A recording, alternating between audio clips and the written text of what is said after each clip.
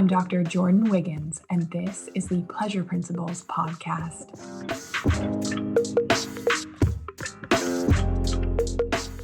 Join me on this journey where sex, science, and sensuality meet. Let's change the conversation around sex and pleasure together.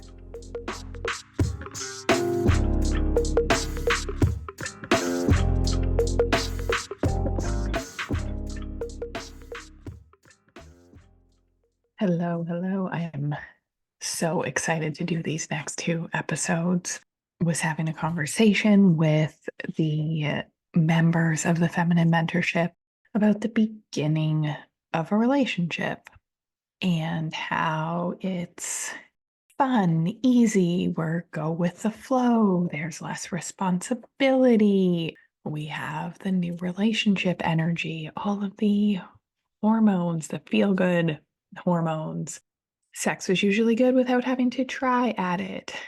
Some of us were being love bombed, if we are honest, because y'all know that the narcissists, the personality disordered people of the world, they're picking women like us, superwomen, as targets.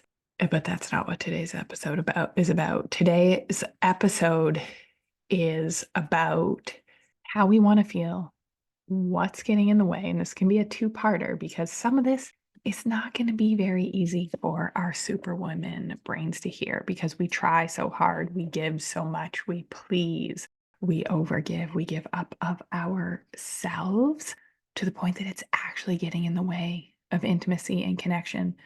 Because if we give, and we have nothing left, we have that repellent, crusty energy.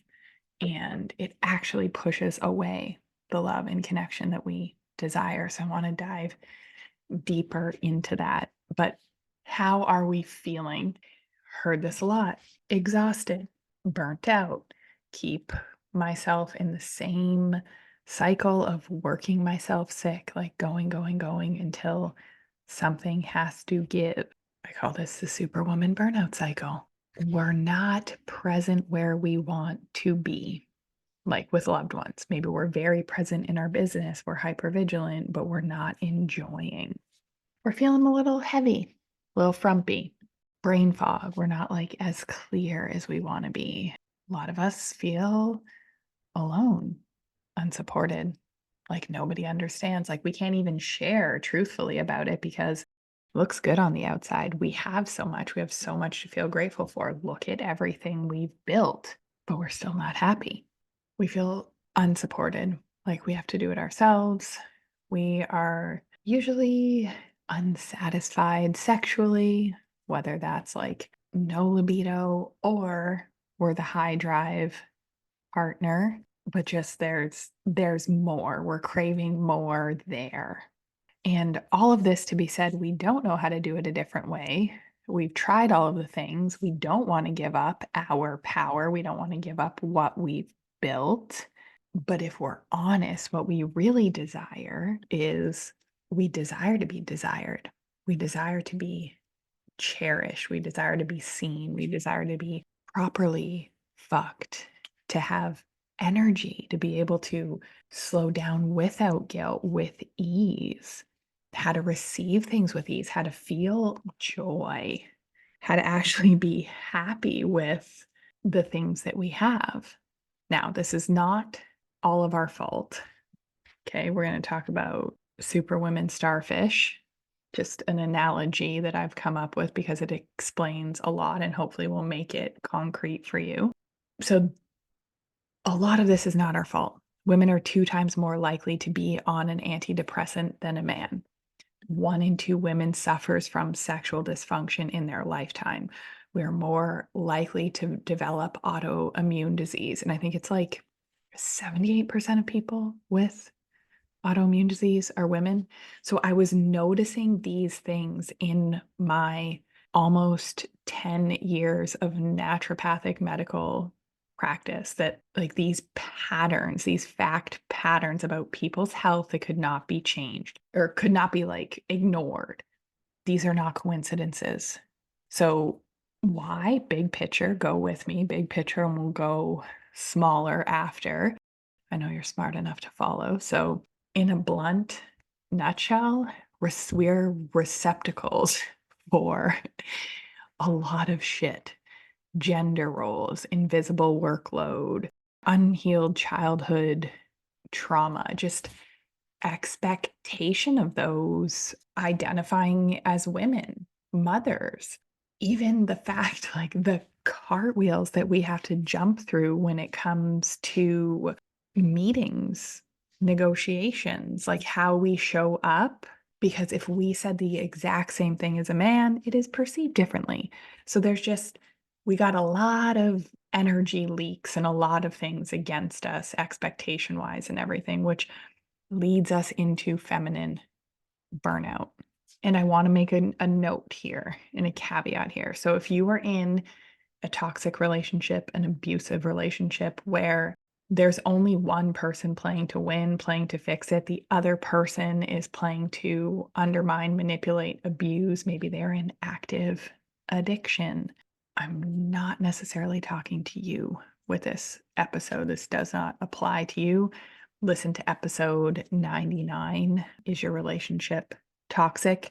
Because I don't want you to get too blamey and shamey here. We're talking about when we have two well intentioned people.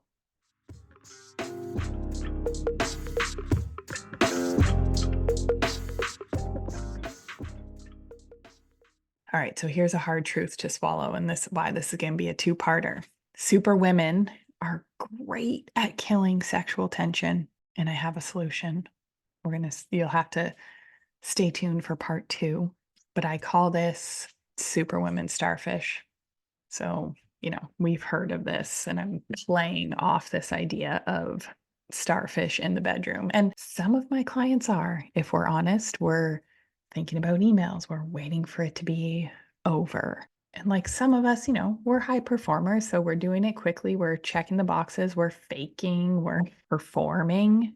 So, to my performers, you will also kill sexual tension in a relationship long term. You're going to be great at probably hooking him at the beginning with your skills, but you will not feel cherished and properly fucked in long-term relationship. And then, so if we're not performing, then people are usually falling more on the like silent side of this spectrum, awkward, thinking about other things like, am I doing this right? But we're not present and immersed in any pleasurable situation in and out of the bedroom. I like to think of a starfish in two ways. So it's just kind of like limp, exhausted, dead, or like rigid, sharp, pointy. And that's kind of how I'm seeing Superwomen's energy. Like we go from over functioning, sharp to exhausted, burnt out, and we're kind of like oscillating at some point during that spectrum. So I have questions for you. Well, I guess it's more of a checklist. I'm going to tell you. You have Superwoman Starfish Syndrome if you feel exhausted, unsupported, where you're running on an empty tank, you've got feminine burnout. I want you to listen to episode 117 about the pleasure tank if you haven't, or if it's been a couple months, it's probably worth a re-listen. If there is resentment in your relationship, if you are not good at sharing your authentic truth, many of us feel like we are going to be too much for people because that is the messaging that we received as little girls or growing up in our family systems. But if you cannot share your authentic truth in a tactful, contained way that lands, like we're bratty, we're childish, we have manipulative energy when we are sharing feelings. If we're not good at feeling, if you're in your head, if you're thinking your feelings, not feeling your feelings, if you do things yourself instead of asking for your needs to be met, or you spend so much time fearing your needs won't be met, people are repelled by you. So remember, beginning of a relationship, people should be attracted, relaxed around you, want to spend time with you. But a lot of us, we have this rigid, penetrating energy. We want to fix, bark, tell people what they did wrong or that it wasn't good enough, how it could have been done better, or our way. We have the sideways, crusty energy.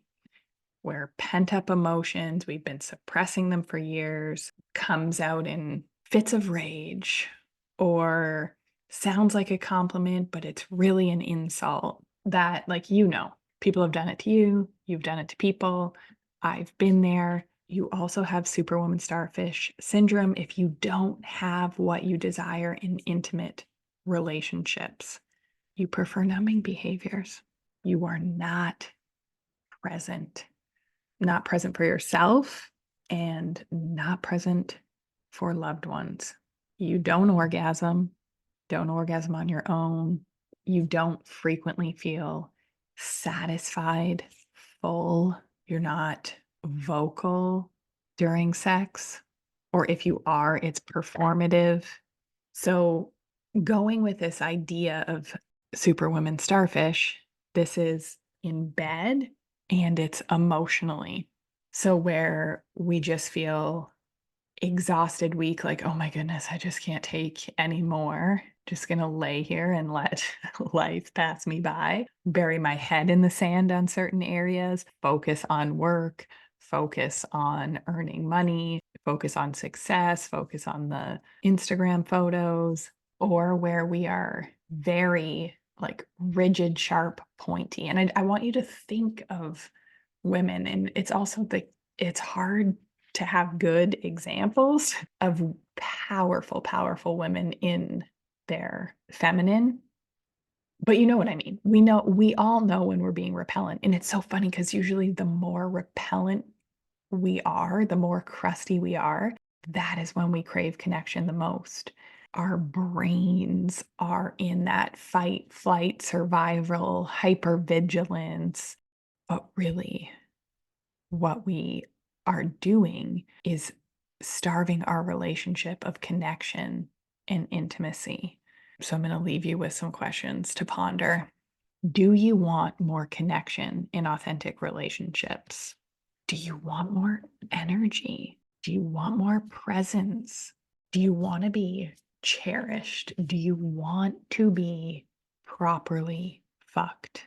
If the answer is yes to any of those questions, you are going to want to tune back in for part 2 next week, where I'm going to give you some insight into how we fix this. And I have a special offer for you. If you are listening and you're like, oh my goodness, she's speaking to me, she is in my head, and I cannot wait to fix this, apply for private coaching with me, fill out the application. We will get on a call and make sure it is a fit for both of us to work together. No more starfishing. We're done. We're done with that. So if you need to fix this today, if it is urgent, apply to work with me one-on-one, and stay tuned for next week where we're going to dive more into this.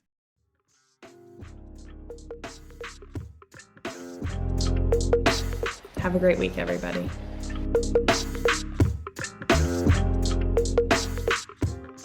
If you like what you heard in this episode, leave me a rating. Your support helps me get discovered by more women like you. Together, we can change the conversation around women's sexual health and pleasure for you, your partners, and generations to come.